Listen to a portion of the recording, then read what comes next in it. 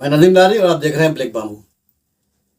पड़ोसी मुल्क बांग्लादेश में जिस तरह से सियासत में उलटफेर हुई है, उसको बहाना बना करके गुज़िश्ता दिनों गाज़ियाबाद में हिंदू तंजीमों ने जो बवाल काटा है, जिस तरह से उपद्रव मचाया, मुस्लिम बस्तियों पर हमला किया है, वो अपने आप में एक बहुत ही शर्मनाक घटना थी।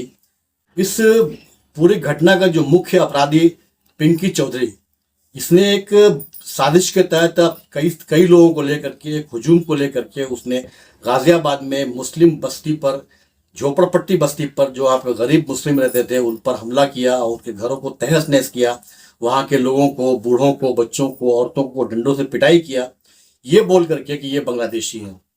आज 13 अगस्त 2024 को मुमरा में भी इसकी गूंज सुनाई दी। राष्ट्रवादी कांग्रेस पार्टी शरद पवार गुट के कलवा इकाई ने यहाँ पर मुमरा पुलिस स्टेशन के पास में बाबा अम्बेडकर चौक पर एक आंदोलन किया, प्रोटेस्ट किया और मांग की कि पिंकी चौधरी और उसके साथियों के ऊपर एट्रोसिटी एक्ट लगाया जाए, एट्रोसिटी एक्ट जैसा कोई कानून बना करके उनको उसके अंडर में लाया जाए।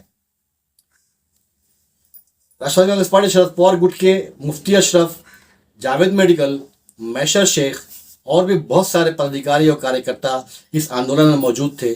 हमने जब इस मामले में बात किया मुफ्ती अशरफ से, क्या कहा उन्होंने इस पूरे मामले को लेकर के, पेश है आपके सामने ये वीडियो। ऐसी तमाम अपडेट्स के लिए हमारा channel black BAMU video subscribe करें, वीडियो को लाइक और शेयर करें। आज हमारे राष्ट्रवादी शरद चंद्र पवार साहब की जो हमारी पूरी टीम है, कौसा ब्लॉक के अध्यक्ष एडवोकेट जावेद साहब, मैशर भाई और हमारे जितने पदाधिकारी हैं, सब लोग यहाँ मौजूद हैं। ये बहुत ही अफसोस की बात है कि देश की आज़ादी के इतने सालों के बाद भी अगर हम किसी गरीब मुसलमान को अगर हम देखते हैं तो उसके ऊपर हम ये आरोप लगाते हैं कि ये बांग्लादेशी है, ये पाकिस्तानी है। और पिंकी पांडे नाम का जो आदमी है, जो ये कहता है कि मैं हिंदू महासंघ का अध्यक्ष हूँ, उसने उन गरीब बच्चों के ऊपर हमला किया, उनके घरों को तोड़ दिया और उसका आरोप बाद में कि ये सब के सब बांग्लादेशी लोग हैं। हमारा कहना ऐसा कि तुमको अधिकार किसने दिया किसी को मारने का, किसी महिला के ऊपर हाथ उठाने का अधिकार तुमको किसने दिया? हमारे यहाँ डॉक्टर बाबा साहब अम्बेडकर ने हमको संविधान दिया, हमारे पास कानून है, होम मिनिस्ट्री है, वो सब फैसला करेंगे। और पिंकी पांडे जो नफरत की आग लगाई है, हम इसकी निंदा करते हैं और हम सिर्फ एक बात कहना चाहते हैं कि बदन में दौड़ता सारा खून ईमान वाला है, जालिम फिर भी समझता है कि ये पाकिस्तान वाला है।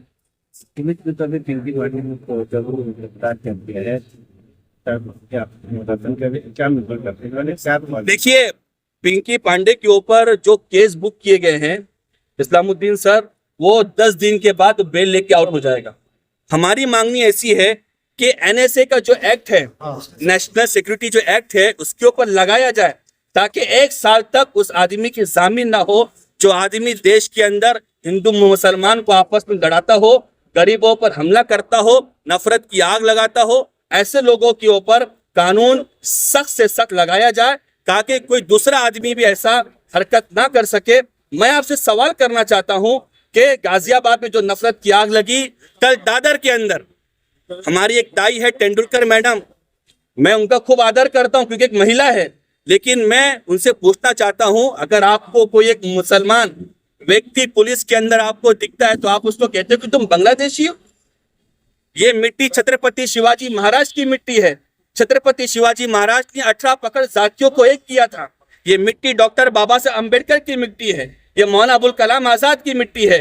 उन सब महापुरुषों ने हमको एक रहना सिखाया है और तुम हमारा नाम देखकर, सैयद देखकर, खान देखकर, शेख देखकर अगर तुम हमारे ऊपर आरोप लगाते हो तो मेरी ये मांगनी है कि जिस तरह शेड्यूल ट्राइब और शेड्यूल कास्ट के लोग, शाहिद भाई, अगर उनके ऊपर कोई आदमी इल्जाम लगाता है तो उसके ऊपर एट्रोसिटी एक्ट लगता है, इसी तरह मुसलमानों को कोई आदमी बिला वजह ताना मारे कि तू पाकिस्तानी है, तू बांग्लादेशी है, उनके ऊपर भी एट्रोसिटी एक्ट लगना चाहिए। सर, जिस तरीके से योगी आदित्यनाथ को माना जाता है कि उत्तर प्रदेश में हम एक भी माफियाओं को रहने देंगे, लेकिन जिस तरीके से ये जो घटना हुई उसके बाद अब तक उत्तर प्रदेश द्वारा जो है ना उसके घर पे बुलडोजर चला, ना किसी चीज की भी कोई, क्या लगता है कि दुर्व्यवहार किया गया है? ये व्यवहार तो हमेशा से नफरत के खिलाफ ये लोग कर ही रहे थे और भेदभाव ये हमेशा से करते थे ये लोग। और योगी आदित्यनाथ जो कहते थे कि मैं बुलडोजर बाबा हूं, आज मैं पूछना चाहता हूं कि तुम्हारा शासन अगर इतना स्ट्रिक्ट था, मैशर भाई, अगर उनका शासन इतना स्ट्रिक्ट था तो तुम्हारे लोग, तुम्हारे यूपी के अंदर इतने बांग्लादेशी लोग कैसे आए?